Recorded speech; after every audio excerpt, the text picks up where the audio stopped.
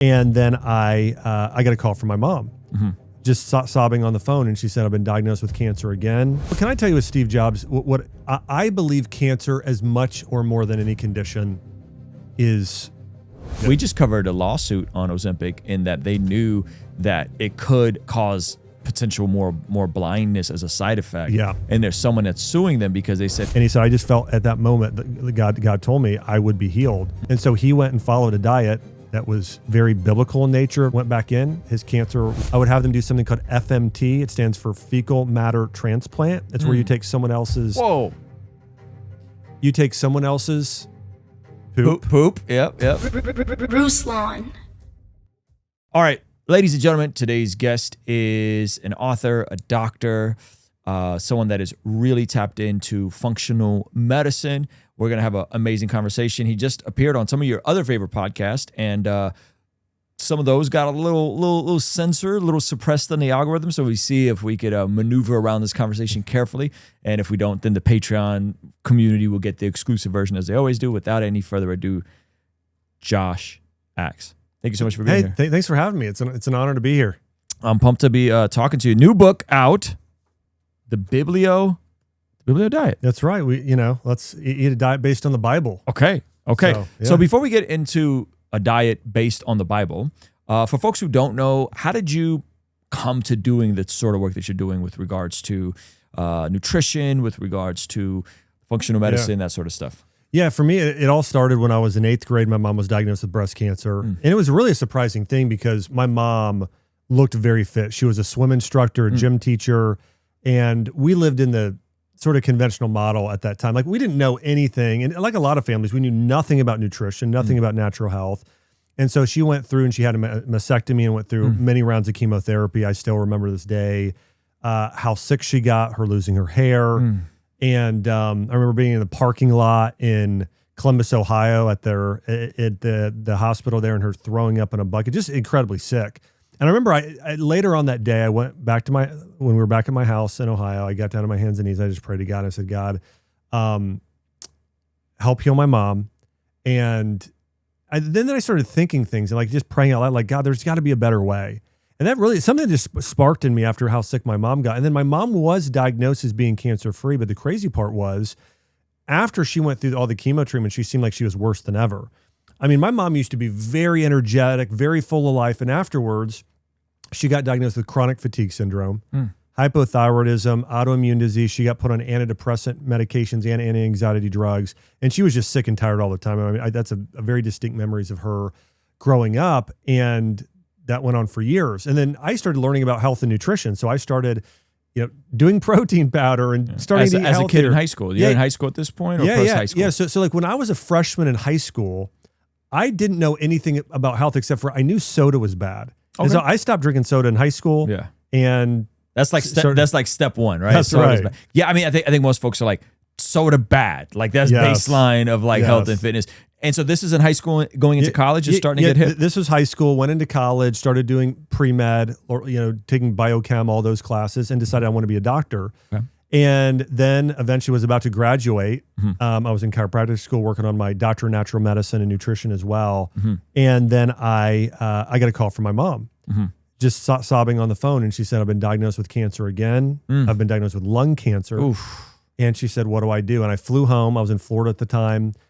First thing we did is we got down on our hands and knees and prayed together, along with my dad. And we both felt really led to take care of her all naturally. And we talked to our oncologist, and they were recommending we do surgery and radiation right away. But we decided we were gonna take a natural path. And so she started juicing vegetables every single day. We started doing a lot of wild caught salmon, a lot of herbs and mushrooms, high doses of turmeric, vitamin D, those sort of things. And we followed a really specific program. And the other thing I'll say is, I mean, it was very, the Bible was a really big inspiration. And of course, our faith was such a big part of her healing. We had so many people laying hands on her and praying for her. She had about 20 Bible verses that she just would recite every single day, morning, noon, and night. And so we followed this program. 4 months later, went back into the CT scan, got a call from the oncologist, and they said they were shocked, but the tumors had shrunk in half. They said, come back again in 9 months. Went back 9 months later, complete remission. Wow. And it's been almost 20 years since. It's been 19 years.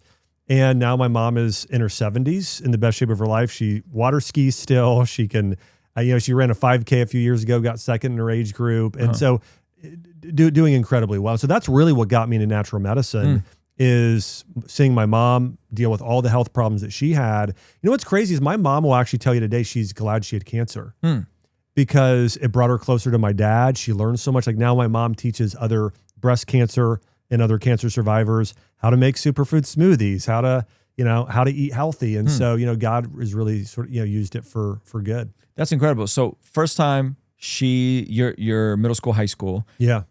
She goes the chemo and that whole path. Yeah. Right. Which really, I mean, the brutal part about chemo is that it is trying to wipe everything out. And that's why people have such brutal side effects. Well, it's also why most people that die of cancer die of secondary cancer. Because you're not only damaging just that one area, those cancer cells, you're now damaging every cell, every mitochondria in your entire body, increasing your risk of like metastasis or it going to a more important organ. Yeah. And so the second time around, same type of cancer, breast cancer. No, it was lung. It was lung cancer the second time around. Yeah. Sorry, I missed that part. And then you guys go the natural path. Right. And tumors shrink in half and then completely cancer-free within 9 months. Yep. And hasn't had cancer since. That's right. That's crazy. I mean, okay, so the skeptic would say, well, is it possible it was a misdiagnosis or something like that? Well, I mean, they were very specific. The tumors on your PET scan, it's a type of CT scan, it's 2.4 centimeters. And now it's down to 1.2 and now it's and now they're gone. So I mean, that would be pretty hard or rare to have it that centimeter, the second shrunk, and then that would be highly unlikely. And there wasn't one, there were two. Yeah. There were multiple. So it's Yeah. So I think I've heard a couple of things, and I'd love to hear your thoughts on this. So I've heard one, when folks get these diagnoses with cancer, that oftentimes going towards a more of a plant-based diet can be helpful because the protein helps stuff grow, muscle grow, and plants don't. And so it's like when someone gets a diagnosis, that it's really good to go in the direction of something plant-based, so that you can help the tissues not grow and become more out of control. Yeah, in order to be healthy, you need to have two things going on. And Chinese medicine describes this pretty well as well. They call it yin and yang. We would call it catabolic and anabolic. Okay. Catabolic is there's a process called autophagy in the body, and this is where your body is getting rid of something, cancer cells. So another group of cells are called senescent cells. These are cells that basically leak inflammatory proteins, causing disease and inflammation in our body and actually age us more quickly.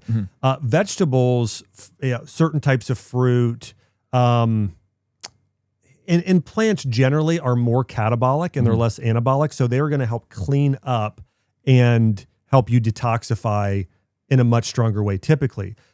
Meat is more anabolic. Now listen, you really want both because you do want to be to a degree anabolic because that's going to create muscle mass. And that's so important for longevity. So you want to be doing both, but you are right that when you have cancer, you want to turn on more of that catabolic process via fasting, autophagy, vegetables, certain herbals are going to help do that and typically do lower protein intake. If you are going to do protein, and this is what my mom did, we did a sort of a mixed, I put together a program for her that was inspired by several things. One is called Gershon therapy. It's very heavy into vegetable juicing. And then we looked at some sort of ancient Asian medicine, and then we also looked at the Bible. And Gershon, what they did is they would have you do juice vegetables and liver. Okay. So liver in terms of meat is the most cleansing and the most nutrient dense. So the Liver King was onto something. Well, here's the thing. You know what?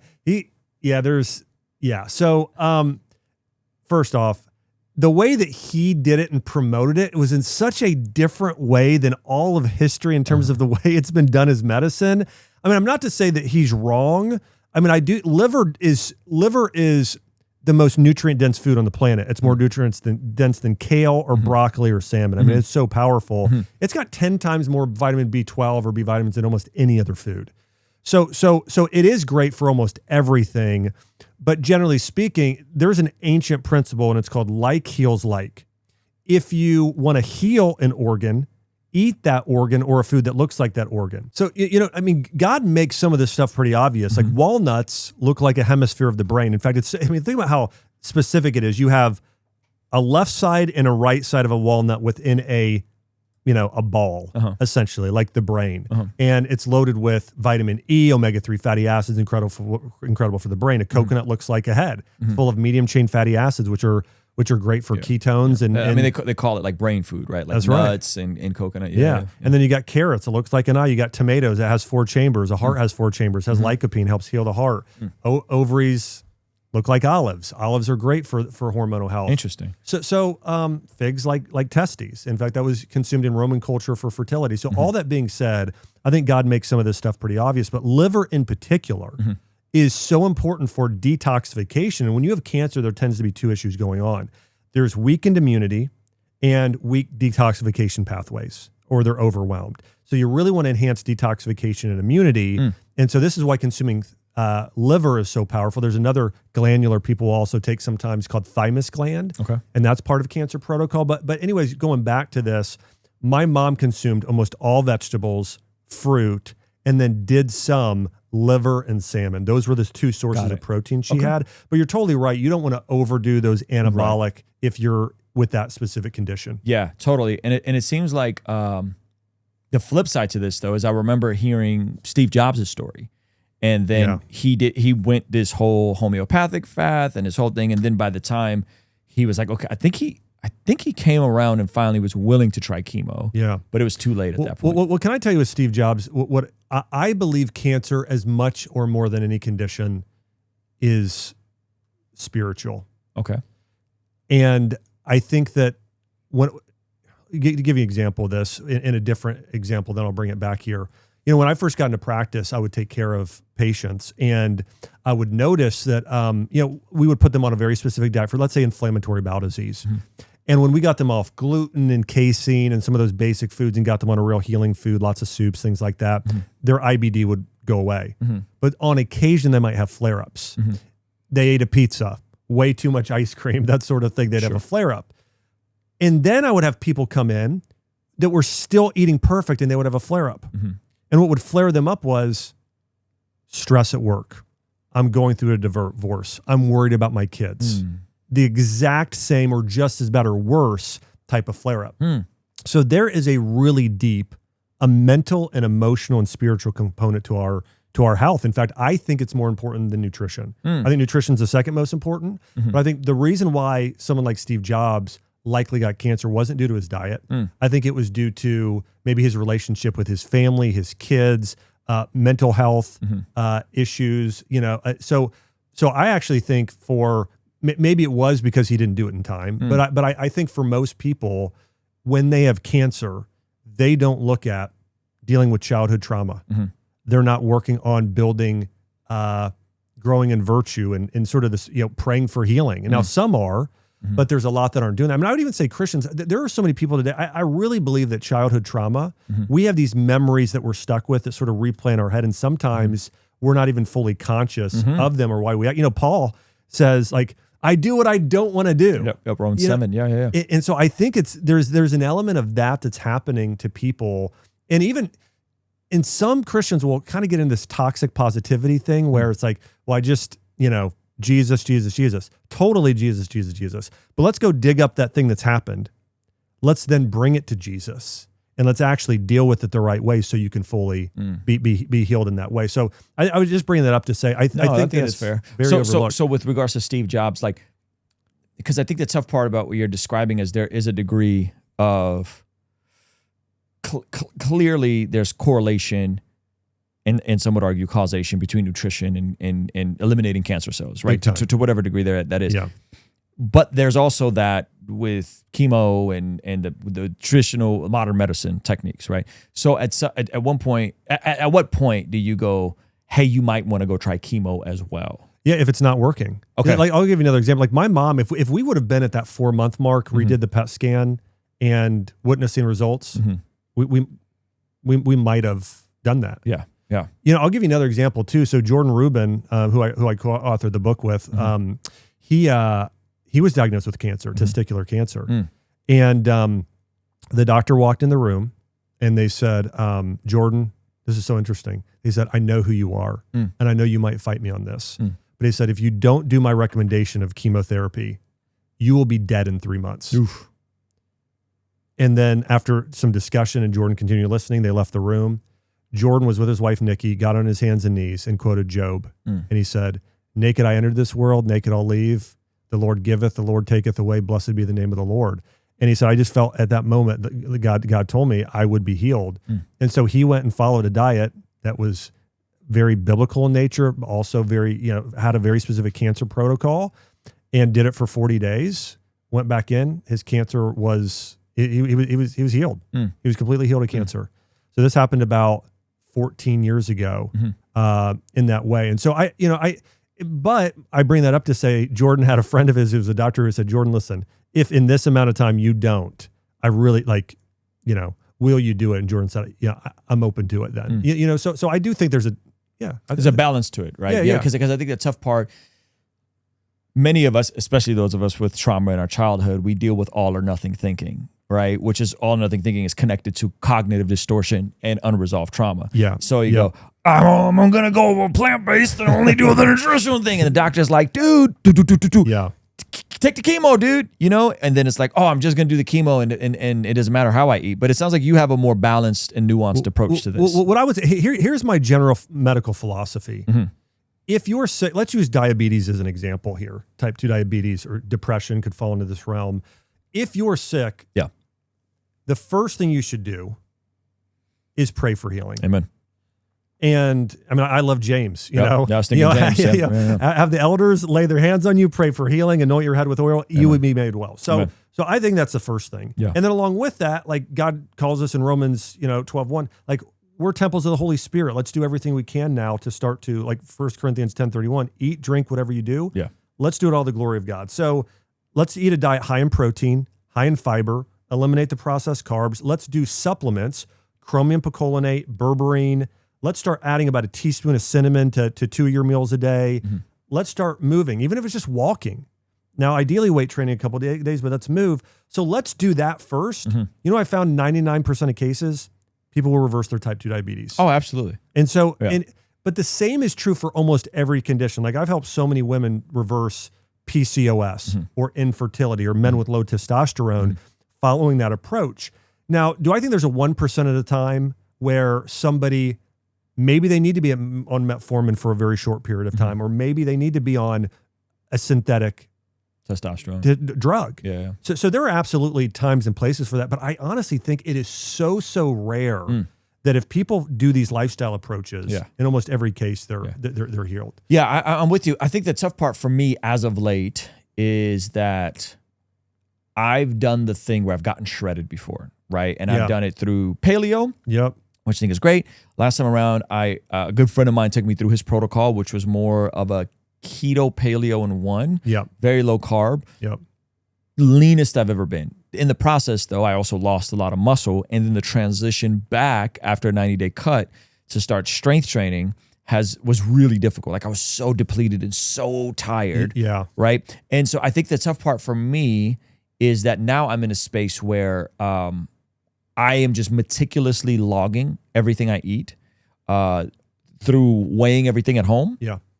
And through when I'm out and about, I have a prompt in my chat GPT that says, hey, I'm on a cut. I need you to round up when I take a picture and I describe what I'm eating for you.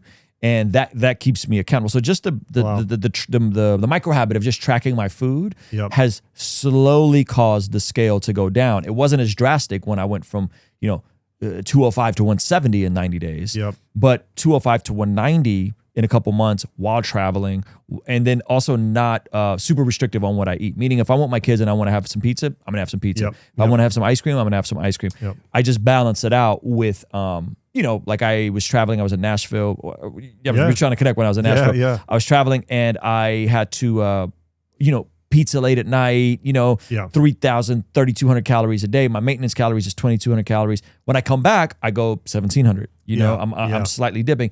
And so I think that the tough part for me is, again, the all or nothing approach. I think, to your point, most people probably need to move more need to remove the processed foods, increase the whole foods, and just be more intentional in terms of like, hey man, like processed foods are they're way more calorically dense.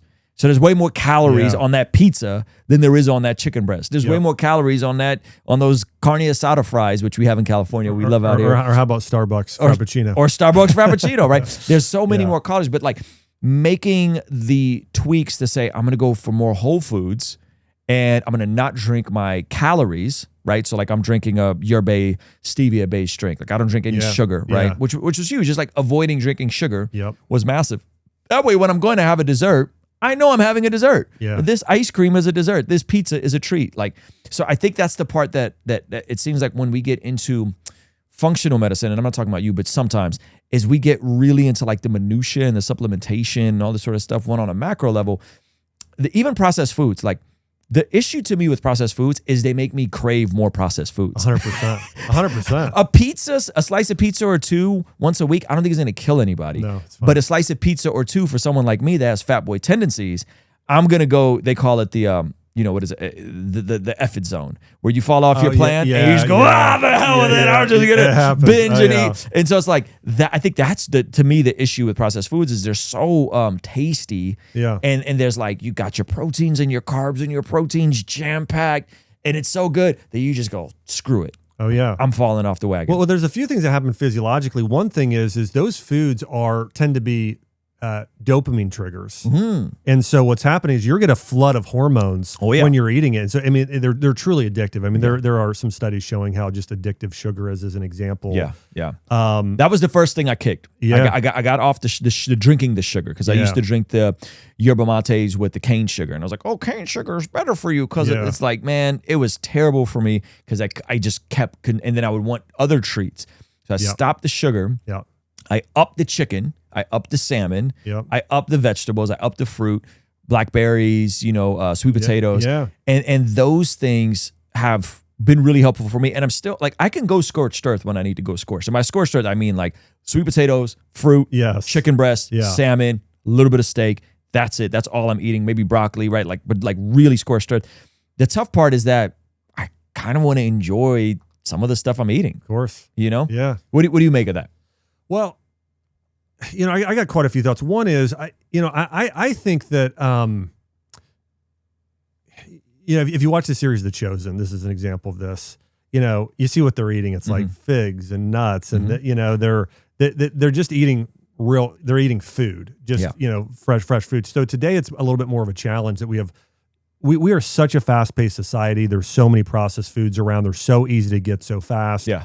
So I think that's a challenge. I think that most people are best off not doing the fad diets, not trying to lose it very quickly. I think slow, methodical, lifestyle based is the best way. Yeah. And even for you, like keto, I recommend keto if somebody has brain cancer, epilepsy, sometimes MS. Okay. But outside of that, I don't really recommend keto, because I think that it's actually hard on your mitochondria. You're like it's too depleting. Yeah, it's too depleting to do very long. Yeah, and so that's my problem there. But I think generally, if people, as I wrote about, like eat a diet based on the Bible, and also learn about what's best for you. Like when I work with people, I have an online virtual practice now, and when I work with people, I customize it specifically for them based on their needs. And here's the other thing I try and do. I try and find swaps for people. So it's like, okay, if somebody likes coffee and they're adding a bunch of, or let's say somebody's got a sweet tooth, let me figure out all the ways we can satisfy your sweet tooth without getting sugar or added sugar. And like I still eat chicken Parmesan. I still eat chocolate chip cookies. I still eat brownies. But like when I make chocolate chip cookies now listen, they don't taste quite as good, but I'm using like Hugh Kitchen dark chocolate chips and almond flour, oat flour, pastured eggs. And then I do a mixture of honey and vanilla protein powder, and they taste pretty terrific. Yeah. So, and they're high fiber, high protein. Yeah. Yeah. That's good. That's really good. I think the swaps is really good, and I've done some of that. Here's I'm gonna push back a little bit. Yeah, the nuts for me, all bad, because they're so calorically dense that like I love walnuts, but I'm not gonna eat 100 calories of walnuts. Yeah. I'm gonna eat 700 calories of walnuts. You know what I mean? And so I think that's the tough part with the nuts for me. Yeah, I think, and listen, this is so hard. I mean, we are wired in a certain way to want more than is good for us. Yeah. Yeah. With almost everything. And so, you know, I mean, a good serving of that, a dessert is probably 5 walnuts and a quarter cup of dark chocolate. Like that's actually a dessert that your body can probably. Have you ever seen, you know, Brian Regan? You ever see, he's a comedian and he talks about, if you ever read on the packages of some things like ice cream, a serving size, it's like so small versus what you likely eat. And he's like, you know, it's 2 spoonfuls, you know? So let me tell you something funny. So you shop at Whole Foods sometimes? Lots. Okay. Yeah. So Whole Foods, they have their butter chocolate chip cookie, and then they have a version of it with walnuts. And I was shopping and I looked at the version of it with walnuts. Now, the chocolate chip walnut cookie, I'm a crackhead. Like it's not, we have one at Lazy Acres here. It is so delicious. Yeah. I grabbed one and then I grabbed the regular cookie. And the walnut version, same cookie, they just added walnut, was like 650 calories versus like 350 calories. I'm approximating, right? Yeah. And I was like, just knowing that like, there's nothing wrong with walnuts. Yeah. It's just that it's almost double the calories. I'm being approximate. I don't know if it's exactly, but it's almost double the calories. And so I put it back. I put the walnut cookie back and I grabbed the regular chocolate chip cookie. Well, you know, I mean, calorically, you know, fat is 9 calories and carbs and protein are 4. A lot of people don't know that. So that's why cheese isn't always helpful. If you're in a cut, having cheese on a burger, having cheese on a thing, or I went to we love Shake Shack as a family. Oh yeah. I looked up their macros on their burgers and I'm like, bro, this is not a lean patty. No. It's so good because it has more fat. Yeah. Well, here's one thing that a lot of people don't know. If you want to stay lean and fit and healthy, do not eat protein and you do not eat fat and carbs together. Do higher carb and you want to do high protein every meal, 30 to 40 grams on average for most people. So high protein every meal. In the morning, when cortisol is high and your digestive system, stomach stronger, do higher carb.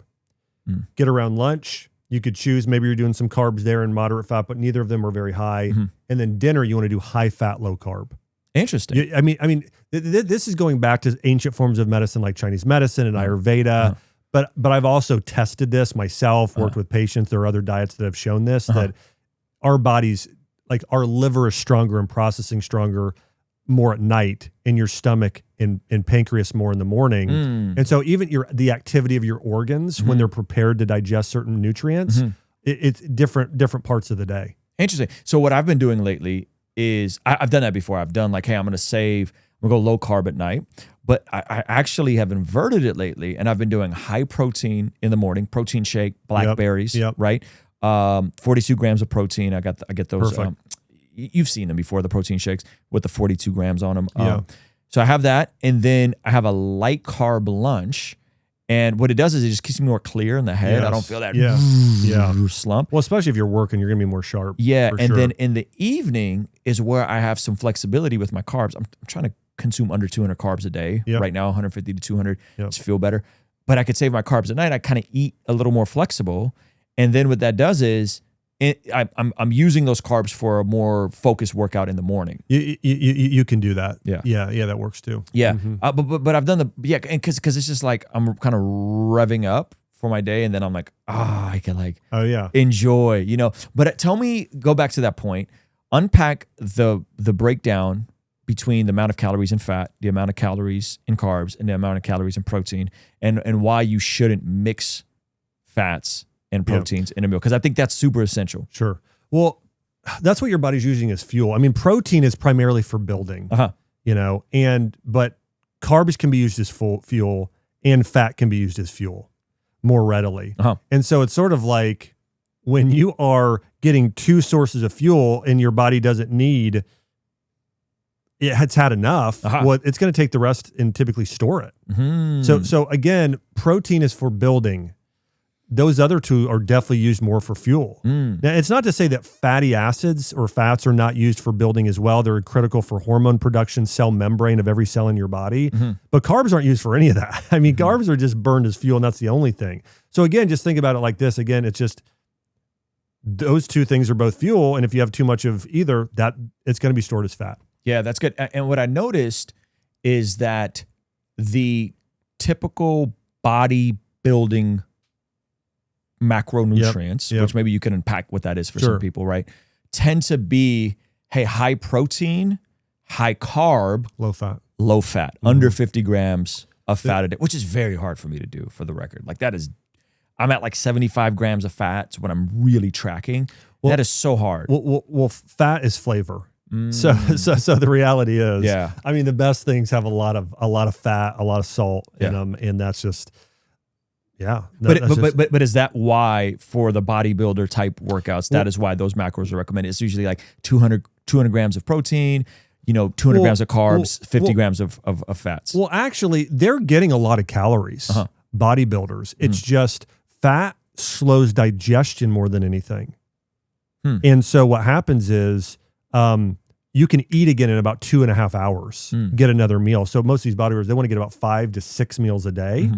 And also it allows you to consume more protein, which will allow more muscle building, because your body can only absorb, again, depends on the person, their body size, all kinds of things, but maybe 30 grams of protein at once.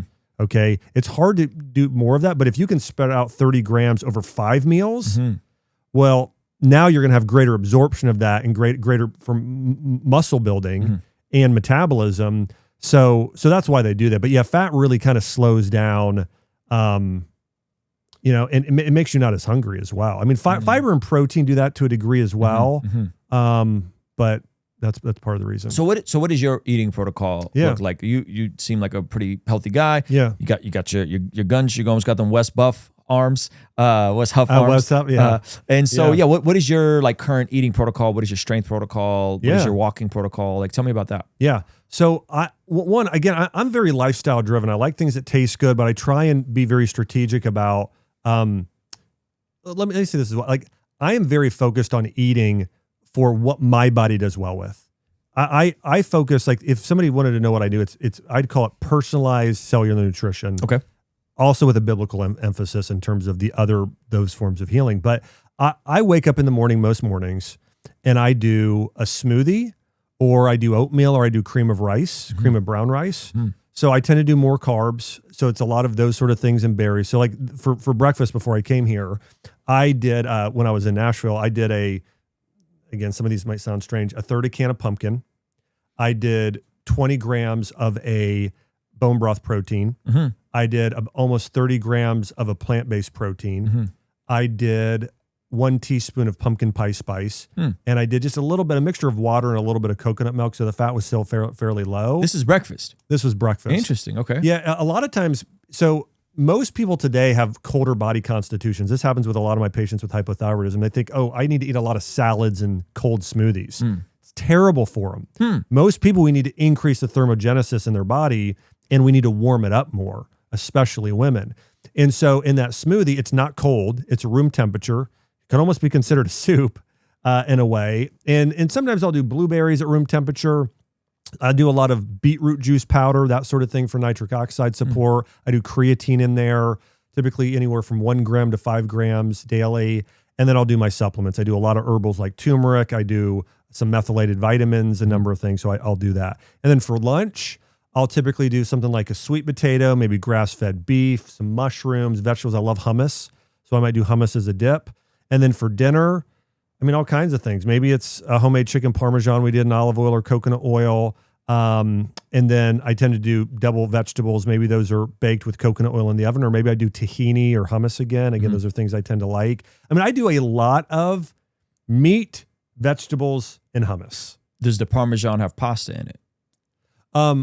If we do pasta, maybe once a week. Okay. Well, we tend to do, we kind of rotate. We have a cassava pasta we like. We've got a sprouted brown rice pasta we like. So I will. So you do have pasta sometimes. It's just those healthy swaps you're doing. That's right. Okay. Yeah. No, that sounds good. I mean, Athlean X, Jeff Cavalier, pumpkin is in his daily diet as well. Well, one thing people don't realize about pumpkin is I use it a lot for people with inflammatory bowel disease. It is very high in fiber, but it's a type of fiber that is incredibly easy to digest. So it's almost like a natural, like you could really almost use it instead of psyllium husk, like fiber. So people that have constipation or aren't having bowel movements. Well, this is more common in the older generation, but they will do psyllium husk to help them with bowel movements and sometimes give it to dogs. Like our dogs, we'll give them pumpkin instead, and it's great for healthy gut. Are you just having it straight out of a can? Yeah, I do like a third of a like a third. I've never tried it. I've always thought about it. You're the second person that I'm like, man, this person's on the health stuff really deep. So Jeff Cavalier from Athlete Next you guys are talking about pumpkin. So that's interesting. So I got to try that. And the other alternatives to that, and they're not as good as pumpkin, but they're still good. You could also try some butternut squash or sweet potato. Those are also I love sweet potatoes. Also good options. So that's my scorched earth is like chicken breast, sweet potatoes all the time. I could eat that indefinitely. And a way to kind of level those up that I do is I do like a teaspoon of pumpkin pie spice. And it even adds a sweetness to it. It's great for blood sugar. So that's okay. Yeah. I want to talk about the hang up that supplements can be sometimes for people. But before we get in there, carnivore, that's a massive craze right now. Yeah. Right now, I think that like you need some healthy, clean carbs in you. You need some fruit. You need some blackberries. You need some sweet potatoes. You need some. You need that. Even bananas. Bananas are often demonized in the health space, which is ridiculous to me, right? But I've been on Tammy Peterson's podcast. She's been on my podcast. She's a good friend. Jordan Peterson, Dr. Peterson. Their daughter Michaela.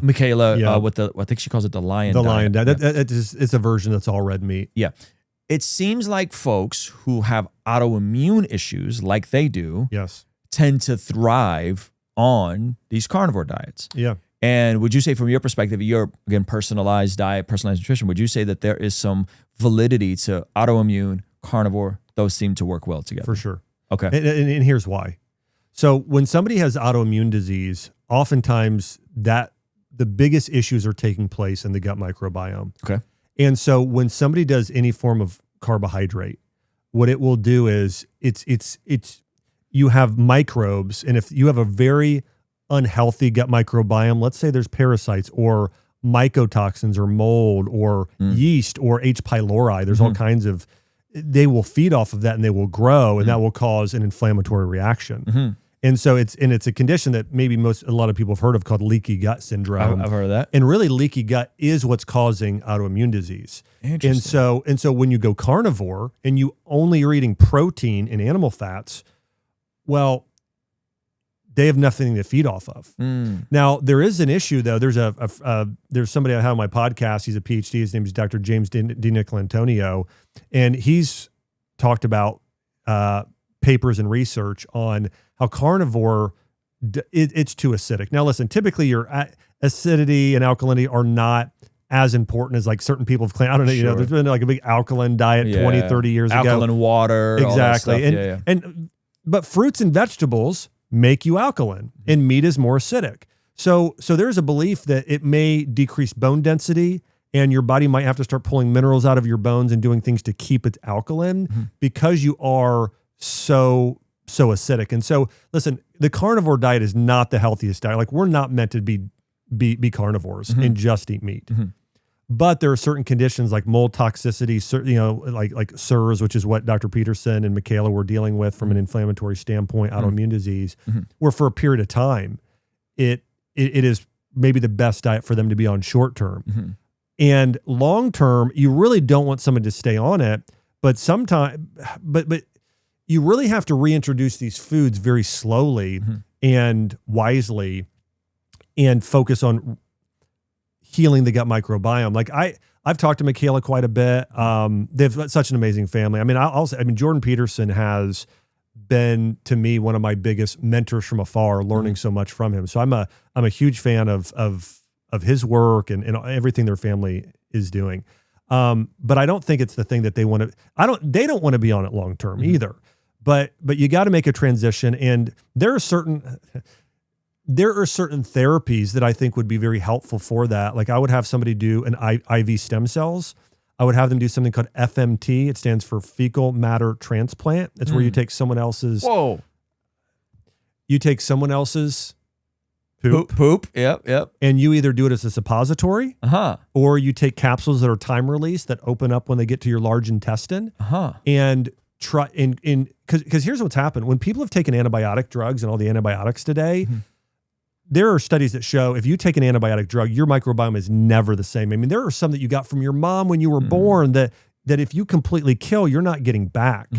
And so if you do that, you can actually take someone else's microbiome, those microorganisms, and some of them will take residence in your gut, helping redistribute some really crucial bacteria like bifidobacterium and someone like that you get early on. But I think that's really part of the root of it is I think that one, there are organ systems that are just too weak. Typically stress is the biggest cause. Overthinking, obsessive, and there's all kinds of things there. And then the microbiome is just so out of whack and out of balance. And that's the way I go approaching those types of things. If someone's on carnivore and has autoimmune disease, to start to get them to the point where they can actually eat food again.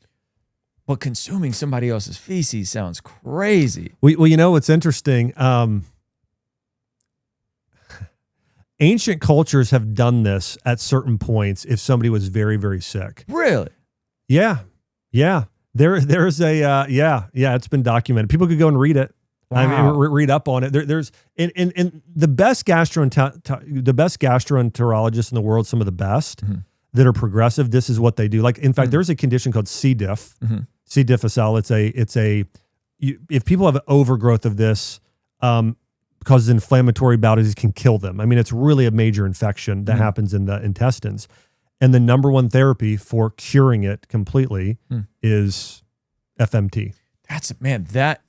That is a trick. By the way, I don't talk about this that often, No. but you brought what I would I'm do. having a very selfish conversation with you right now. Hopefully other people enjoy it. Yeah. Because I'm just so intrigued by this stuff. Now, it sounds like me and you would definitely agree on like this as a prescription, carnivore as a prescription for all people. Probably not a good idea. No way. Yeah. Let me say something else. We were exposed to historically a lot more microbes than we are today. I mean, our gut microbiomes are so minuscule in terms of the diversity. I mean, think about this. Up until 100 years ago, the majority of jobs were agriculturally related. Okay. Like over 50%. That's crazy. And so think about this. And if you've, like, I own a farm, like I own 5,000 acres of organic land with Jordan, and we own in Missouri and Tennessee. And like, if you're out there, people are walking barefoot over cow patties. You're swimming in lakes that have microbes. You've got cows and dogs, and like we are exposed to so many microbes. So in gardening has been shown to be one of the greatest things you can ever do to expand your microbial diversity. And having more microbes, types of good bacteria, allows you to deal with different viruses better. It allows you to better absorb nutrients. Bacteria in your gut actually create nutrients.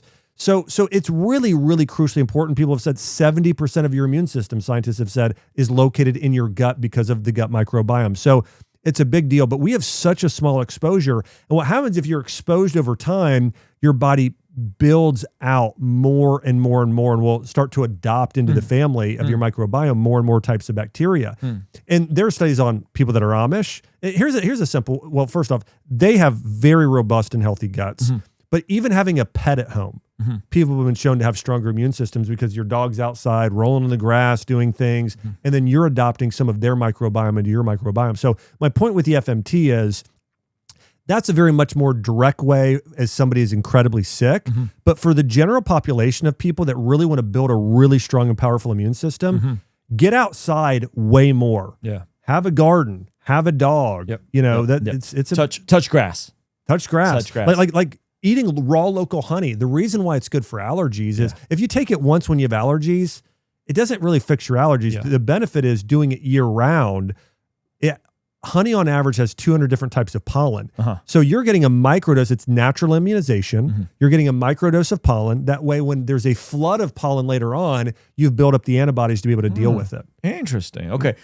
Now let's go to the opposite extreme, right? Before we get into supplementation and kind of some of my concerns there. The other extreme is the plant-based, everything is plant. It's good for the environment. And you even have a whole... It's not good for the environment. Yeah, you even have a whole movement now where like, no, you don't understand. Jesus was really a vegan. He didn't really go fishing. That was relish. that was made. You haven't heard about this whole thing. Well, no, I have. Okay, but this was years ago. I heard this. I haven't heard it as much recently. Yeah, it's back. He was a part of this Nazarene group, and these Nazarenes were just because he's from Nazareth, and these folks were vegan. And look, some of the patristic church, apostolic fathers, they were vegetarian. So therefore, man, you gotta go vegan. You gotta go vegan or vegetarian. It's crazy untrue. Okay, tell me why, based on like the book of the Biblio Diet, how do we know that Jesus and the disciples and the folks in Scripture consume meat? Well, one, and by the way, one of the things I've loved about your show, and I've watched you for quite a few years now, is I think you've got to. I like the way you approach the Bible. You do it from a narrative understanding and not just from a systematic theological standpoint. So I like the way you look at things. And I think one of the things we see in the Bible is a natural progression. Mm-hmm. There's a progression happening. So let me walk everybody through the progression. We started off in the garden with all perennial plants. Okay. So there was probably no corn, no wheat, none of that stuff. There was fruit trees because you don't have to replant it every year. Fruit trees, berry bushes, walnut trees, those sort of things. So we know the Garden of Eden was perennial, which means they just naturally grow themselves because it says Adam was tending to. And so that was the original diet in the Garden of Eden. And so they were vegan in the Garden of Eden is what you're implying here? Oh, I definitely believe so. Okay. Yeah. And then when they're cast out, they have to start working the land. So they probably are planting, grains and some of those things that they're harvesting. And then we read in Genesis 9:3 where God tells Noah and his sons, now you can eat the things that creep and crawl on the ground. Now you can eat meat. Okay. And then we start to see. Why do you think that was all of a sudden introduced later? Listen, there are so many different theories by some amazing theologians on this. I believe likely the environment changed. This is also the same time that we see people living less. I believe that before there was no rain. I believe that there was possibly some sort of canopy, almost like a tropical rainforest on steroids, to where we were getting so much more oxygen and the environment was such that we could live 8 to 10 times longer. So that's my interesting. Okay, my belief there. And then we start to see, that sort of drop down. But I believe at that point when that changed, we needed meat in order to be healthy. And then we even see, Abraham, for instance, when the two angels and the angel of the Lord visit him, you know what they feed him? They feed him lamb, beef. I'm sorry, they feed him, I believe it's lamb or beef, and then cheese, curds, and bread is what are fed to them. So now I don't know if they ate it, but they might have, and so we see that. And then we see Solomon, who is the wisest man outside of Jesus to ever live. And there's something in the Bible, everyone should look this up, called Solomon's Provisions. What did the wisest man to ever eat?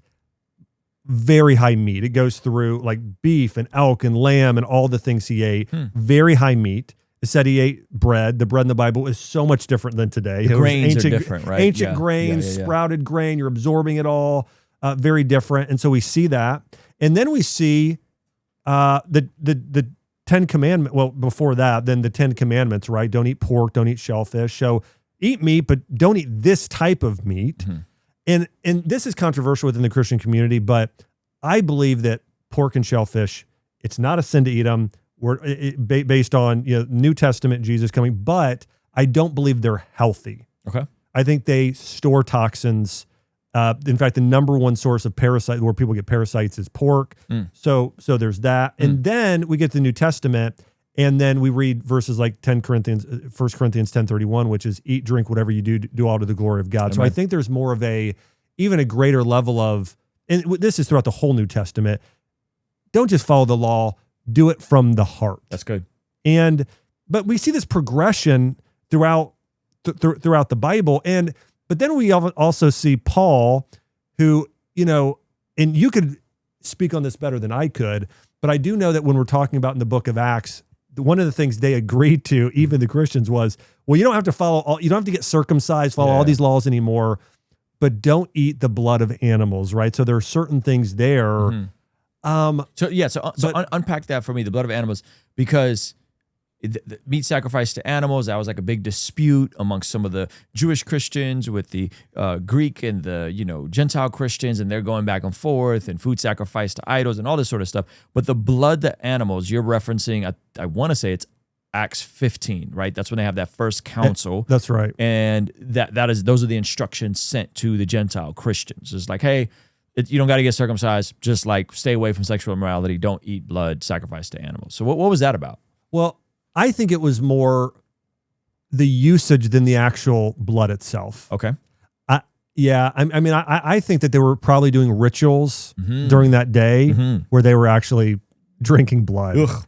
And but I could have my medium rare steak though. Yeah, and that's fine. That's totally fine. So again, we see Solomon eating meat. We see Jesus eating meat. We see the apostles eating meat. Yeah. I mean, I think it's pretty clear. Yeah, I mean, okay, so you said shellfish. Now, forgive me. Are we talking like lobster and shrimp too? Mm-hmm. Yeah, see, I love shrimp because it's low calorie, high protein. The macronutrients line up better than pork, but they're bottom feeders.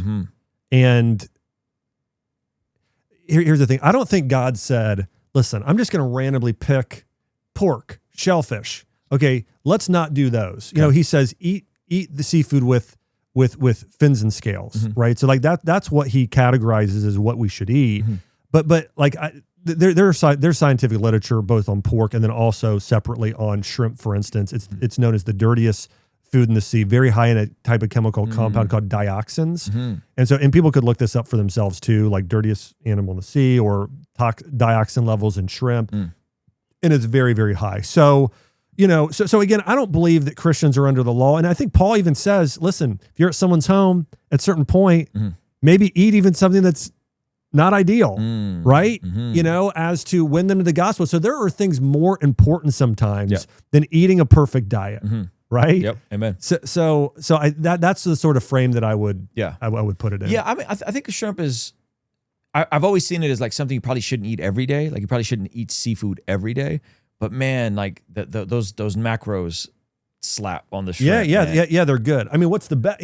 One of the most healing foods of all time is salmon. I mean, fatty fish right now. I mean, if somebody were to, that's one of my desert island foods. It's like if I'm on a desert island, only had one thing, salmon might be my number one food. Okay, wow. Yeah. Okay, so let's talk about this idea of like supplementation. Now, this is from my vantage point right now. I take protein. I've been on creatine on and off. I take a multivitamin, right? But I think sometimes what happens in these conversations is people are looking for some sort of secret. Like it's like this like nutritional Gnosticism where they're like, man, we got to get to the secret. Dr. Josh, like tell us the secret of it's the turmeric, it's the this, it's the that. And like the vast majority of people haven't done the fundamentals. Like they haven't shown up. They haven't eaten in a caloric deficit. They haven't eaten whole foods. They haven't moved enough. And so it's like they have analysis of paralysis with all these micronutrients and all this stuff that like there's a chasm of a difference between like where they're at now and if like creatine is going to give them extra brain power or if like turmeric is going to move the needle. And so I think sometimes like the seeking out of the secret knowledge can get in the way of the bare bones, like, dude, like just like cut out the processed foods, increase the fruits and vegetables, increase the healthy proteins, and like get your butt to the gym or move around. You're 100% right. Yeah. And I could throw biohacking in that category. I mean, there's a lot of things there. So and even the word supplement tells you what it's for. It's for supplementing a diet where maybe there's a few holes in it, and so that's kind of the idea. So I wrote this little ebook once quite a few years ago, and it was called King David's Medicine Cabinet. And I started off in the first paragraph saying, if you would have walked into King David's house, Solomon, Esther, and opened their medicine cabinet, what would have been in there? And when you look at sort of Middle Eastern history and literature, if you would have gone into an ancient pharmacy, you would have found herbs, spices, mushrooms, glandulars. Like these are the sort of things you would have found there. And so I do think that when we're talking about supplements, that they are powerful forms of medicine. I think they should be primary medicine, and conventional medicine should be alternative. Interesting. Is the way that it should be. Because, and by the way, 1/3 of medications today, approximately, those compounds are modeled after compounds in plants, like metformin's from lilacs, aspirin's from birch, birch trees. So I do think that herbs and spices, in fact, the supplements I take, 80+% of them are just food. Like I do a protein powder that's just bone broth that's dehydrated. It's just a food. I do turmeric, that's a food. I do a lot of mushrooms, those are food. So for the most part, my entire career, I've really tried to push people to take supplements that are food, that are just very, very nutrient-dense foods. I take a glandular supplement with a lot of organ meats. And so that's what I tend to push people towards in most cases. But listen, I think you're absolutely right that a lot of times people, they just want a pill, whether it's a natural one or a synthetic one, they just want a pill. They want to take the easy route. But nothing in life does that ever work out to your best interest with if that is the primary thing you're doing. So yeah, supplements are for, looking at somebody's diet or, in today's modern world, I mean, I do a lot of blood work and I do some really cool blood work. We have a new test, it's organ age. And so we actually go and look at the age of everyone's different organs. Yep. So there's all these tests to do that. I do a lot of micronutrients. So I look at their vitamin and mineral deficiencies, their amino acid deficiencies, fatty acid profiles. And so that's pretty cool. And then that allows me to know, hey, this is a supplement you don't need, or this is the one you need. Because there's a lot of people buying supplements because they watched a TikTok or Instagram video and think, to your point, creatine or, colostrum or whatever. And it's really not the right thing for them. So like, even when it comes to supplements, I'm kind of like nuts and bolts. Like the biggest thing most people are deficient in is probably probiotics. Okay. As I mentioned earlier, because we're just not outside enough. And the second thing is also because we're not outside enough, it's vitamin D. 94% of people are low in vitamin D. Yeah, I mean, we saw that during the lockdowns, like how many people were down bad, either not getting enough sunlight or there's some sort of deficiency, and they got to figure that out. Yeah. That's interesting. Okay, so it sounds like you would agree that, hey man, like get the bare bones, like eat more fruits and veggies, get the protein. And then meat, fruits, and vegetables. That's it. And then if we go through and you still feel like crap, and then if you've done this for a couple months and you still don't feel good, then let's go deeper and figure out the blood work. Let's go deeper and figure this stuff out. Is that fair? It's fair. But the other thing I would couple with it that we talked about earlier was you have to address stress. Yeah, that's good. That's good. Because again, I think it's 50% of the equation, or it's the other half to nutrition. Like they're the pair. And it's like, have you heard of German New Medicine? I haven't. Okay. So this was a German physician. Now this goes way back. I mean, the Bible touches on some ideas on this. I'm trying to remember the Psalms where it says basically, gosh, I'm going to totally mess this up.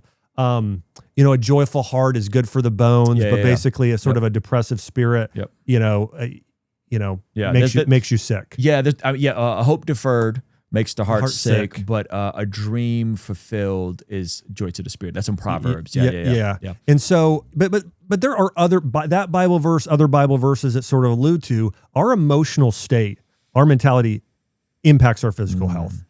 And then ancient forms of medicine look at that too. So for instance, it's known in Chinese medicine that if you, like, most people think, the reason I got breast cancer is due to my genetics. And that actually flies completely in the face of all our modern day research and all of ancient medicine on both sides. So in Chinese medicine, it's believed that like different emotions make different organs sick. Worry, and most people are going to know this. Think about this. If you worry a lot, it upsets your stomach. Like it causes an issue with your digestive system. If somebody has a lot of grief from something has happened in the past, like shame and guilt, and they're still living with today, that harms their immune system. If somebody has a lot of resentment and anger, that's harmful on the liver, gallbladder, and lymphatics. Somebody has a lot of anxiousness, blood pressure goes up. That affects the heart and cardiovascular system. If somebody has a lot of fear, this is so obvious, but cortisol is released. That really impacts your adrenal glands into an extent, because cortisol then goes up your reproductive hormones like estrogen, progesterone, and testosterone. And then the last one is if you have, hold on, which one am I forgetting here? No, yeah, well, yeah. So I think that's all. But my point there is that different emotions that's good. impact different organ systems. And that's the reason why, like, here's another one, breast cancer. Why did somebody get breast cancer on their left side and not their right side, or the right side and not their left side? Wouldn't it, if it's genetics for breast cancer, get them both at the same time, growing the same amount? There's something else impacting that. And in Chinese medicine and German New Medicine, and a lot of ancient forms of medicine, they believe the breasts are seen as two things: nurturing for a newborn and sexually arousing for, a husband, men. Yeah. So those two things. And so in Chinese medicine, if you are you're giving yourself and giving yourself and giving yourself, and you're never having your cup full, that causes breast cancer on one side of the body. Interesting. If you are not in touch with your feminine side, you don't feel pursued, loved, you had a really harmful relationship with somebody that's masculine, could be maybe you were abused by your father, or your husband is very verbally abusive, that causes breast cancer on the other side. So there are some really interesting explanations for, like, why do people get sick in certain areas. And so this is why, bring up this point, like when I work with patients today, like I put together very extensive protocols of not just the diet, supplementation, but also really encouraging them, hey, let's go back and let's deal with childhood trauma. Let's do everything we can to start, doing a gratitude practice and doing more time in praise and worship, and have people pray for you, build that sort of community, because I do think that even Christians today, the first thing we want to do is sort of run and even take a pill, because it's so inundated in modern society today versus, again, as James talks about, and many times in the Bible, like, have people lay hands on you and pray for healing, and bring these things to Jesus. Yeah. So. Yeah, that's good. I like how you go to the root of the issues and not just the fruit of the issues. Yeah. You're talking about dealing with the heart of it, getting aligned with God's way and God's will, digging up whatever potential sins or patterns of sins or people that have sinned against you. Yep. I think that's beautiful. And yeah, I mean, like, I got the Aura ring. Not sure how you feel about it, but I will say, you got one too. Okay, so I love that it tells me when I'm stressed, because I'll find certain stupid triggers that will stress me. It's like social media, and I'm like, let me delete this stupid app. Like, why am my cortisol levels are going up because of something somewhere else that I have no control over, and I'm sitting here stressed about it. So like, it's been helpful for me to even see my own stress levels, and then mitigate those and eliminate certain things that aren't fruitful and aren't helpful to me. So when I did a continuous glucose monitor, and I've done that too. And also looked at my HRV score and the stress scores on the Oura Ring. And two of the things that just blew me away that caused me to spike, one was driving, especially in traffic. That caused mine to spike. And then the other worst thing is, scrolling on Instagram. It is so radically bad for us to just sit there and scroll. It's one thing to watch a YouTube video educationally and learn. That can be great. That can be good for you. Yeah, scrolling ain't it. But doom scrolling, there's a psychologist and professor I really like, Jonathan Hand. He's written several books, and he really gets into this. It is so much worse for people than we realize in terms of our mental health, our physical health, what just doom scrolling does. Yeah, that's good. I did the glucose monitor. I actually have an extra one. I've kind of cycled on and off of it a couple times. And I remember I was in a very, we lost a family member close to us, and I was at the hospital, and I remember something crazy happened. One, my blood sugar spiked. Yeah. Like crazy. Like I was like 120 or something, and I hadn't eaten, and I remember watching like, oh dude, like stress spikes the blood sugar. Well, what happens is cortisol is your master hormone. When that goes up, insulin goes right up along with it. Yeah, and then I remember blood sugar spiking, and then in the middle of the grief, no appetite for days. It was the weirdest thing, and I was like, wow, that is so. And just how my own body worked in the middle of like high stress trauma situation was crazy for me. Yeah. So let's talk about, like, got to get right with Jesus.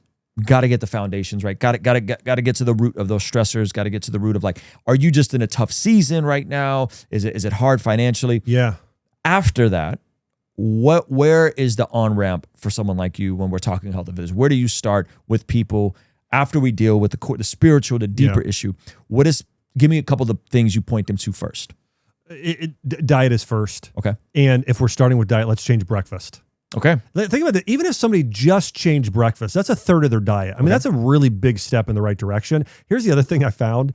I've had so many people where, so what the way that I used to do this with patients is they would come in for their first visit. I'd have them fill out a diet diary, all the things, and maybe we do blood work, maybe we wouldn't, but I would get a basis line for where they are. Okay. But I didn't have a plan ready yet because it was their first visit. But I would tell them, listen, here's what I want you to do. Just change breakfast. Let's do this smoothie or this, healthy meal. Here's 3 options. Go and do this. And you know what I'd have people come back and say a lot of times? Well, I felt like I was doing so good after breakfast, I wanted to do a good lunch. And then I wanted to eat better at dinner. So there's something about starting off breakfast with a really healthy meal that is sort of inspiring and motivating people to continue forward. So again, I really focus on diet first. Okay.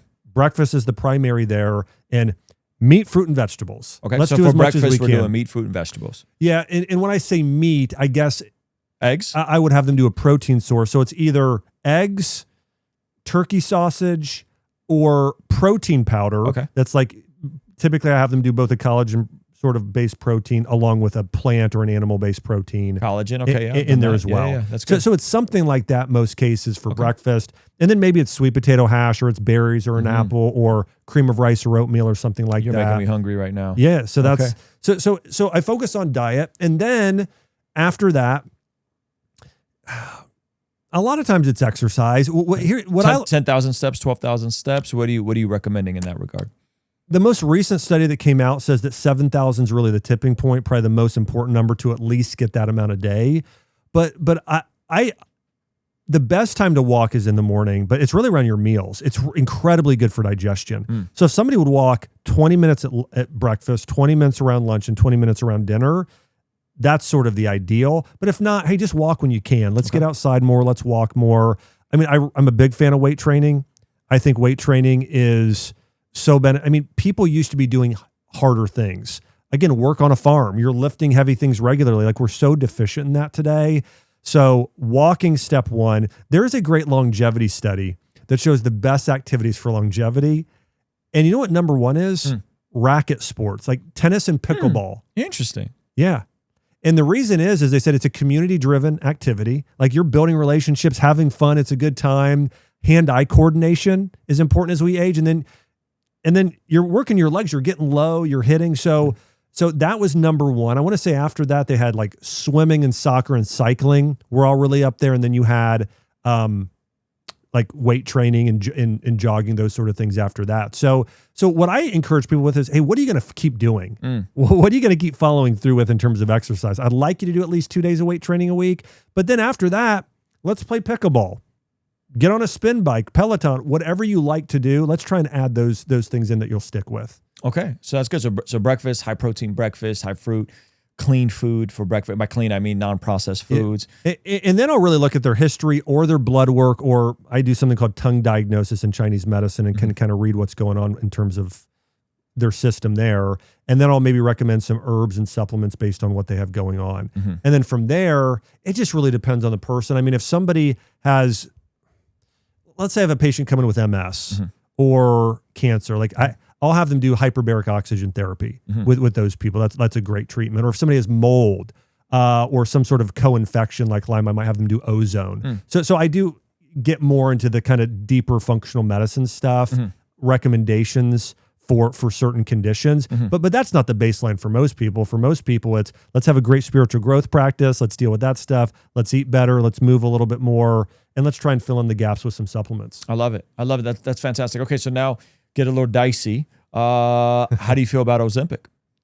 I'm not a fan at all of Ozempic. Now, some people now are starting to do what we call microdosing. I would call it normal dosing. The problem is the dose now is so grossly high.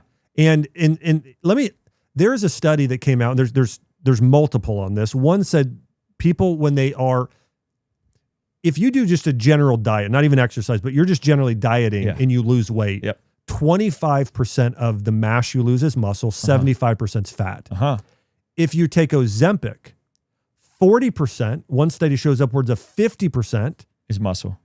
Yeah. I mean, that's one of the side effects. They say that's pretty obvious. The amount that ages you, I don't have to tell you, putting on muscle is hard. Keeping muscle is hard. Like my grandmother just passed away this last week. She was 97 years old though, Christian, beautiful life. So it's in that way, it's a celebration. but she fell and broke her hip because she was just so frail, at that point. And when you age, muscle mass really, really matters. And the one study came out, I should say, one of the, from a PhD, one of the commentary on the study was people that are on Ozempic, their normal sort of weight loss that they're having, if 20 pounds, they're aging themselves 20 years. Because if you think about... Because they're losing so much muscle. That's right. Jeez. Yeah. And it also causes gastroparesis. That's a medical condition. That's a diagnosis. So you're causing gastroparesis where things move through your body so slowly. Yeah. And that can cause microbial overgrowth, a condition called SIBO. So it's... Yeah, we just covered a lawsuit on Ozempic in that they knew that it could cause potential more blindness as a side effect. Yeah. And there's someone that's suing them because they said, hey, you didn't put this out there. And now there are no long-term side effects, no long-term studies that are actually great on it for us to actually know. Yeah. But microdosing might be fine. Yeah. But here's the reality. What is microdosing versus regular dosing? It's 10% of the dose. Okay. What the functional medicine practitioners that I've interviewed and talked to who recommend that to patients, what they'll share with me is where you're just not hungry if you take GLP-1. Okay. If you do the full dose, it takes the edge off the hunger. Okay. And they feel like maybe that's enough or there's benefits enough of that. And then maybe they're doing some great lifestyle stuff. The ones I do are where they are recommending more exercise and more dietary changes like protein and fiber to where they're using it in that way. Listen, I don't have as much of a problem with doing it that way versus the way that people are doing it today. And it's actually making them incredibly physically ill. Yeah. I mean, I think that the part for me, because as you know, like health, fitness, it's simple, but it's not easy, right? Like it's simple and like, everything we've talked about here is relatively simple, minus maybe some of the blood work and some of the more advanced stuff. Sure. But the hard part is like, man, there are so many people here that are stressed out. They are living paycheck to paycheck. They don't have the same, some of the same luxuries that maybe someone like you and I are, afforded with working from home or traveling or whatever. And so I do see that, man, sometimes the juice is worth the squeeze, meaning that taking this if you're already 100 pounds overweight and diabetic, and it may make sense. Yeah. Because it's like, hey, would we rather keep you overweight and unhealthy, or would we rather deal with these potential other side effects? And at least you're not overweight, but now we got to consider muscle loss and all that sort of. So I think there's a yin and a yang. It's like gastric bypass surgery, right? Like it's the same thing. I just saw a friend who lost 100 pounds, and I'm like, you look great. Like, what'd you do? And they're like, I got gastric bypass surgery. I tried everything else, and for whatever reason, their hunger, their cortisol, I don't know what it was, but it did not work for them. I think those things are good in the short term, bad in the long term. Like I know several people who have had gastric bypass. I'm thinking of one individual who you'd probably know, and he had it done. But he will tell you now, because now he's more into fitness. I wish I wouldn't have got it done because now because now you got the systems and the frameworks on how to actually do it. Yes, I think that a lot of these drugs are keeping people from changing their lifestyle. Oof. Like type 2 diabetes drugs. Type 2 diabetes is in 99% of cases reversible. Yeah, and so, but when you give them the option of metformin, they choose to do that versus sort of having a fire lit under them, like, listen, no, you have to. We've got to change this. I mean, for most of them, it's this easy. Eat more protein, more fiber, walk more. Yeah. Yeah. I mean, those simple things will radically change the health of almost everybody. No, I'm with you. I think that the part that I run into is like, I do meet people that are like, I don't know if you've heard this, and I don't even know if this is real, but I met several people that are like, I'm a super taster. I can't eat vegetables because my palate just is hypersensitive. So bad food tastes really bad and good food tastes really good. And therefore I don't eat vegetables. And I'm like, so like speaking to someone like that and being like, hey man, like you gotta cut out the junk. You gotta cut out the process. In their mind, like it's done. It's never going to happen. I would say from a Christian perspective, it kind of reminds me, it makes me think God messed up. I mean, have you ever seen that? There's this great meme that you'll see on social media of like God, he's staring down, looking at a at a pharmacy and a doctor prescribing antibiotics, and God's like, oh, I'm so sorry. Yeah. I messed up. I needed you to, to do this. And now listen, I do believe there's a place for certain types of modern medicine. Like I had a spinal infection 3 years ago and almost died. I didn't walk for a whole year. Oof. And antibiotics helped save my life. Yeah. So there's absolutely you're not a time anti all medicine. No. But I think anyone with a brain would acknowledge that, man, when big pharma's involved, sometimes some sketchy stuff could be going on. Yeah, I mean, the biggest lawsuits, I want to say the top 10 ever, are all against pharmaceutical companies. It's just, Okay, so bit of a selfish question. So I'm in a cut right now. Yeah. I was about 207 pounds, which is really heavy for me. I'm 5'10", 5'11". Yeah. I'm right in the middle there. And like I did my summit, super stressed. We had a loss in the family back in December, did my summit in March, saw pictures. It's always pictures to me. Whenever I see myself and I'm like, oh bro, you look fat. Like this, let me clean this up. So I'm down about 15 pounds-ish. And I feel good. Still struggling to find a rhythm with the training. I just took a couple weeks off, went on vacation. So now easing back into training. Generally speaking, I log all my foods. We get meal preps delivered. But my question for you is, I travel. And sometimes the travel is the hardest part, right? And I'm trying to implement systems, simple things like, man, when I get to the hotel, I check in, I'm gonna go straight to the gym, right? So I'm not gonna miss a day. But like I'm flying in to Florida tomorrow, and I'm gonna get to the hotel like 11:30. Likely the gym is gonna be closed, right? So you travel a lot, you do speaking, you do podcasts, you're on the move.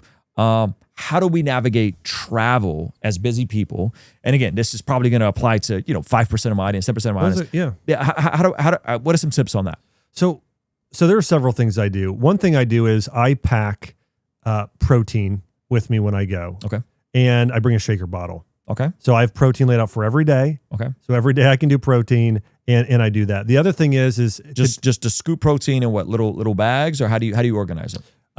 What I do is I put it all in one bag. Okay. And then I bring a scoop with me. Okay. This is really helpful because I've tried to do it in individual bags and it kind of becomes a mess, and I write down the numbers, but this is great. Yeah. Okay. So I bring a scooper. Okay. And then what I do is now I use ChatGTP. Okay. And I'll say, what are the top 10 in ranking order healthy restaurants within a 5-mile radius of this location where I'm staying? Okay. And it'll rank it out for me and tell me exactly those places. Okay. So I might DoorDash food, or I'll look up where's the closest Sprouts or Whole Food Market or local health food store. Again, ChatGTP or even Google will tell me. And then I will sometimes try and, swing in there at some point during the trip. And then like when I did hotel, by the way, I did all this for this trip here. I like when I was at Daniel Amen. Yeah, but Dr. before Amen this, is amazing. He's awesome. The stuff he does on the brain is phenomenal. So good. So but I DoorDashed, Goop Kitchen. I hadn't had. I'm like, hey, let's try that, or I'll do. But I did that to his place and then ate that on the drive here. And then when I looked up for a gym, I did a search of who has the best gyms in this price point on ChatGPT, and it gave me the top 5 in that area for who has the best hotel gym. Okay. So I guess my answer is I plan. Like I definitely plan and prepare anytime I travel. Does your hunger get spiked when you travel? Because I would say there's something psychologically, I don't know what it is, where like I almost feel like I'm supposed to reward myself because I'm traveling. Like I don't know what that is, because I'm away from my family. Yeah. The adrenaline dump of speaking and then having to come down. But there's something in my psychology where I'm like, oh, I want something that I know I'm not supposed to have, or I shouldn't have right now. So this is more of a Chinese medicine perspective, but when you fly, you become less grounded, and that's tied to your digestive system, and specifically the part that the upper digestive system, which feeds off carbs, so your pancreas. So when you're traveling, oftentimes you might crave carbohydrates more because that part of your body is deficient. The best way to try and supplement and help that is to bring cinnamon ginger tea or pumpkin pie spice, but cinnamon and ginger really help take that edge off of hunger and help kind of deal with that craving. And also just going outside and getting barefoot somewhere is also helpful. Grounding. It is. Yeah. And so that's good for that. But there's also an element of, live a little when you're traveling. Yep. But yeah, I plan and prepare, and in those ways. Other night, I landed in DFW. My connection flight was missed because my flight coming out of Orlando was late. Yeah.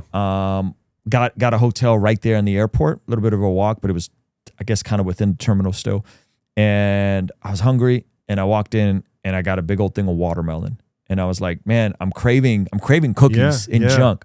I'm gonna eat this watermelon. Love it. You know, and I also I tend to bring Chomp's beef sticks with me, so I kind of have those on hand. Yeah. My cholesterol was a little high the last time I did my blood work, and so the doctor's like, hey man, you got to chill on the red meat, you know. But I've been kind of having more and more of the chicken, and then I have the Chomps as like a snack. You know, I would say if your red meat is not too high in fat, you're probably fine with it. But Chomps is kind of high. It is higher. Yeah, I'm familiar with their brand. Yeah. And the other stuff just doesn't taste good. Like if you get like the Chomps chicken or the Chomps turkey, which is lower, it's just not good. Yeah. But you know what's been really helpful, and I need to really get more on top of this, is the Costco Fresh Editions little packs of chicken and packs of steak. Oh yeah. Those taste delicious. It's all protein. And they're lean. Yeah. There might be some preservatives or something else in there, some spices. Yeah. But man, those have been clutch. I'll bring like, you know, a couple of those, have like a little meal bag. I'll show you my meal. I have like a little travel meal bag. Yeah. Put a cooler in there, grab a couple of those, pack some other stuff, and I'm kind of good to go. I try to get like Instacart fruit, like blackberries. Yep. It just goes bad so fast when I'm traveling. That's the only downside about fruit. Yeah, well, berries especially. I mean, apples will hold up better, those sort of fruits, but berries, I mean, Chelsea and I talk about this all the time. Doesn't it drive you crazy? It's like, we'll grab berries at Whole Foods, get them home, and they're already completely full of mold. Yeah. So it's, I will pack other snacks too, and fruit and a number of things. There are 2 bars, that sort of thing. I got some protein bars for this trip and stuff like that. You know, this is a little bit off the topic we were just on, but one of the things I have a lot of patients do for dessert is I will have them do chocolate protein powder with a little bit of coconut milk. Mm-hmm. And it's creamy, it's nice and sweet. So doing some protein powder for dessert, if you're craving something, that's a pretty good go-to for people. Yeah, we have Meal Prep Sunday, which is a local meal prep company, and they do protein powder donuts, protein powder brownies. Yeah. And that stuff is like crack. Because I'm at this point where like I don't mind the alternatives. They don't taste quite as good. Yeah. But they're really close. And my palate has changed so much from the real sugar. Can I tell you, so many people don't realize that. Yeah. Your palate will change over time. Yep. For sure. Yeah. Stevia. I have a lot of stevia as my sweetener. I almost have no, I don't ever drink sugar. Which leads me to my next question.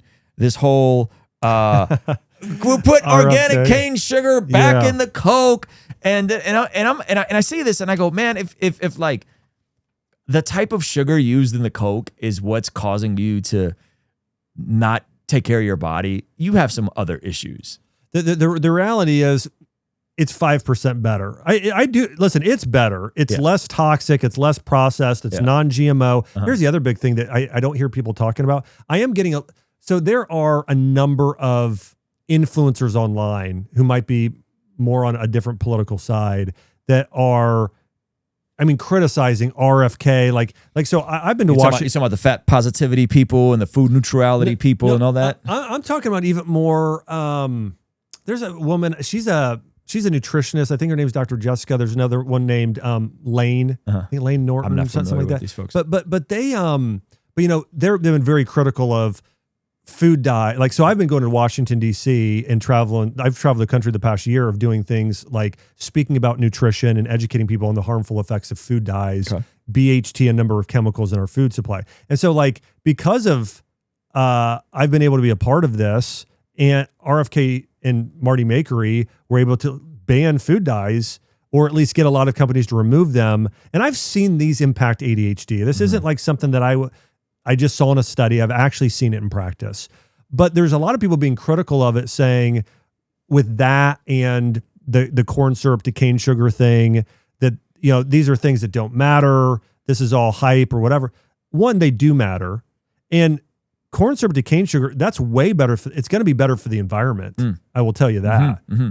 Better for our soil, but better for all those things. But are those major needle movers for the health of the country? No.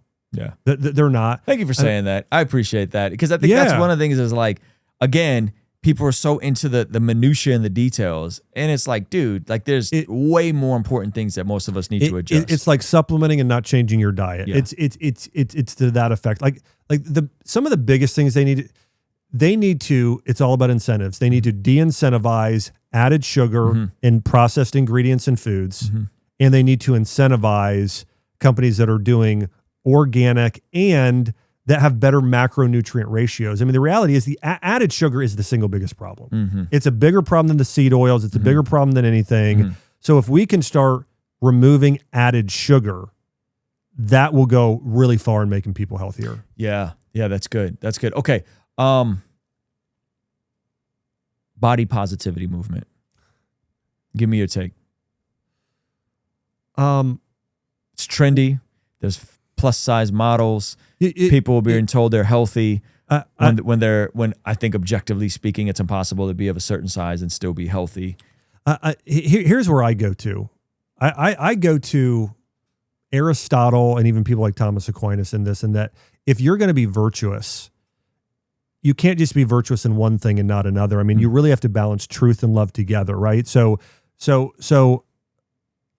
in that way, I think that when we think about body positivity, you're right and you're wrong. You're right in that you are wonderfully designed. You know, you are fearfully and wonderfully made. I mean, there's this element of, yes, let's stand in awe and wonder of that. And let's be positive in that way. But also there's this element biblically of repent. The Bible talks about gluttony.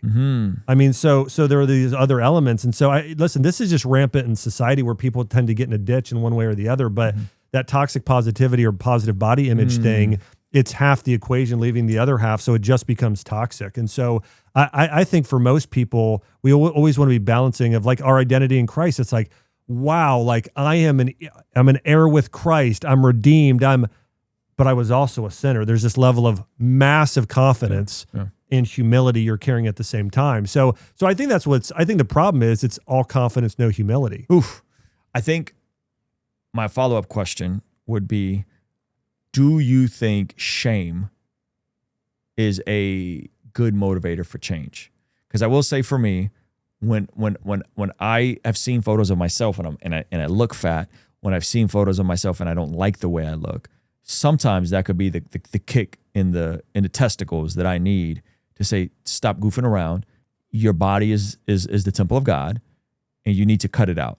Let's figure out the baby steps and the micro habits to move in the right direction. Now, other people, they need to be told they're a snowflake and one of a kind and fearfully and wonderfully made. Yeah. What do you think of shame being as a because we are a shameless society now. That's right. You know, that's right. And it's like anything goes. Healthy at every size, whatever you feel is who you are.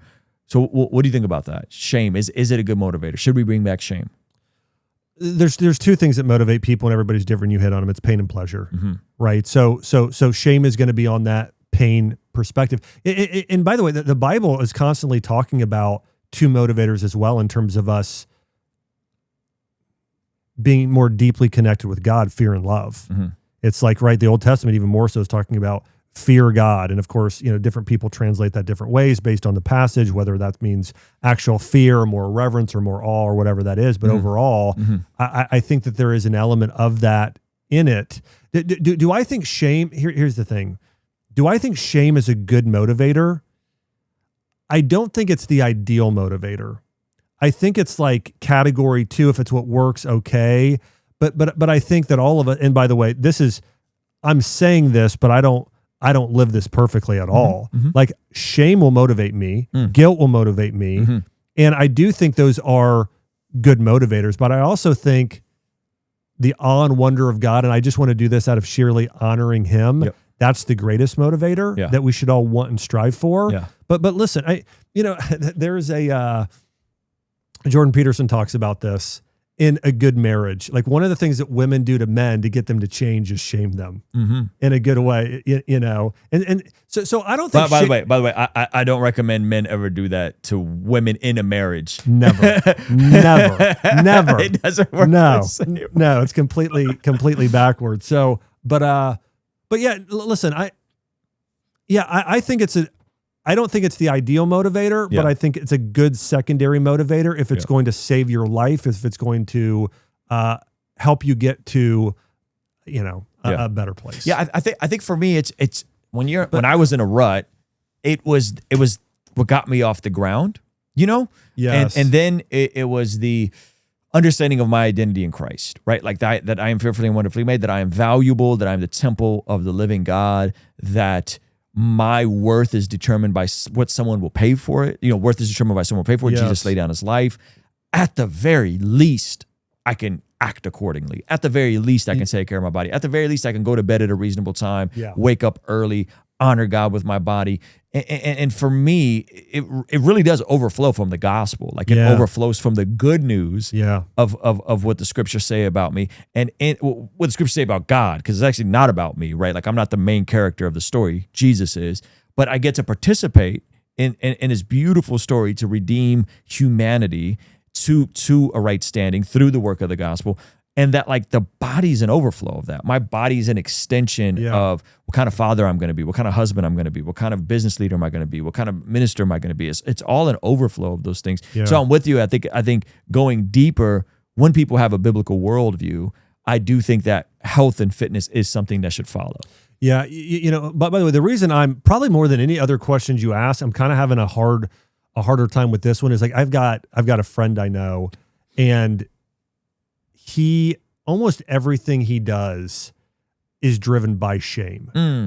So it's one of those things too, where I know that shame as a emotion, it tends to be tied to something's happened in the past. There's been this trauma and you're living with it. Now you're using this shame as the thing that motivates you, but it's an unhealthy motivator long-term. Yeah. And so it's one of those things where you want to take that motivator and then you want to change and create a new motivator. Yeah. You know what I'm saying? Yeah. I think it's a similar thing when we think about religion. Like if you are primarily driven by fearing God all the time, it's going to create a certain, listen, that's not the healthiest relationship you can have with a father, is being driven by fear. Should you have a healthy fear of your dad? I think so. But primarily the emotions you experience is being driven out of love. Yeah. Right. So, I mean, it's, yeah, that's good. Okay.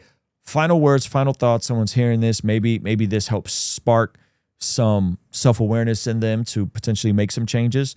Maybe some degree of shame, conviction a little bit, but now they're like, hey, you guys brought it back to Jesus and the gospel. What are some final thoughts you'd leave the folks listening to this? Yeah, I would say this. The Bible is the greatest health book ever written. The Bible talks about regenerative farming. It talks about foods you should be eating. It gets into the motivation behind the food. And I think that I would encourage people to eat a diet that's based on the Bible, listen to the wisdom of the Bible. And also with that, don't feel like you need to change everything overnight, but just start taking steps in the right direction and do it with that 1 Corinthians 10:31 in mind. Whether you eat, drink, or whatever you do all for the glory of God. So I would say move in that direction and focus on the majors, not the minors at first. You can do minors later, but diet, some good movement, those, and then again, the spiritual component is so important. Spending time in prayer, meditation. I love your prayer journal. Doing those types of things daily is so key to our mind-body connection for healing. And so that's, I think, some of the things I'd leave people with. Amen. And pick up Dr. Josh Axe's brand new book, The Biblio Diet. Awesome stuff, man. Appreciate you so much. Thanks for having me. It's been fun. We're out of here, guys. Peace.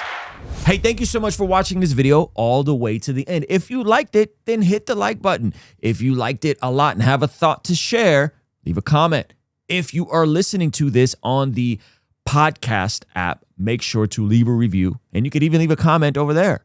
And if you want to watch another video that is recommended just for you, hit this video over here. Let me know if they nailed it. Also, you could partner with us monthly, which helps us out a lot in our monthly community, get access to early drops and all that kind of good stuff over here. All right, I'll see you over there. Peace.